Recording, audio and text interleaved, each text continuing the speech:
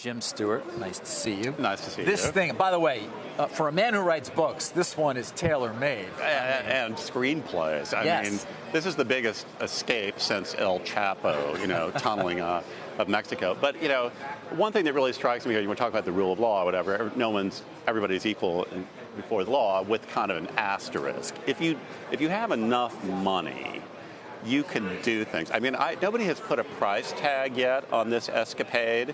But there's, this high-level security consultant. He's got assistants. There are 8 to 10 people involved in the aircraft. They're private planes. How much did this thing cost? A lot. The average person could not orchestrate this kind of international escapade. And it reminded me a little bit of, the ongoing Epstein mystery. Like, again, here we've got a $500 million guy locked up under supposedly tight scrutiny, and he slips all the controls, and he escaped in his own way, which is committing suicide, nothing I would want to do. But he still circumvented what was supposed to be very top security things. And I'm sure, I don't know the details, but again, you've got a rich person, the rules didn't quite apply. No, well, he managed his team found an airport where a private plane would have been able to leave from, and they weren't searching the bags that were too large, and he got into the musical case. It's just amazing. Had the breathing holes and managed to get to Turkey. It's a great story. But another thing I kind of wonder about,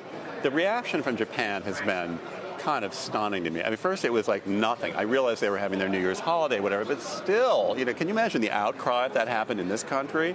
And then even now, it's a very kind of tepid, well, we're going to look into it.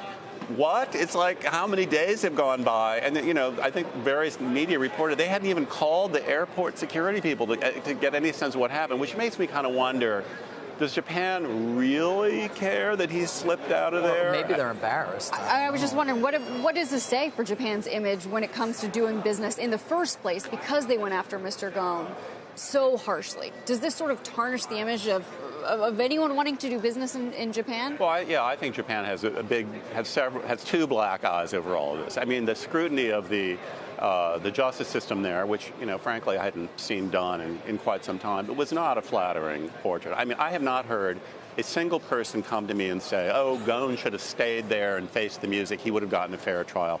No one has said that to me. So I think the overall sense of the justice system there has been tarnished. And then the security system, the idea that the guy, who's under supposedly super high level scrutiny, house arrest, that he gets, spirited out of there in some kind of box is just, is incredible. And that makes the whole, the whole security structure there look really bad. I mean, again, their heads would be rolling if this happened in this country, I'm sure. And maybe they will there, but the Japanese, I think, have a lot of explaining to do. But I think absolutely their international reputation for law, for justice, for rule of law has been significantly tarnished. Yeah, or people learned about it when they weren't really aware of it in terms of it's different than here in the States. And again, I think it's going to make anyone think, Japan, it's certainly not China, but if you're going to do business there, you're going to have a Japanese partner, you're going to have to wonder about just how fair is that arrangement going to end up being.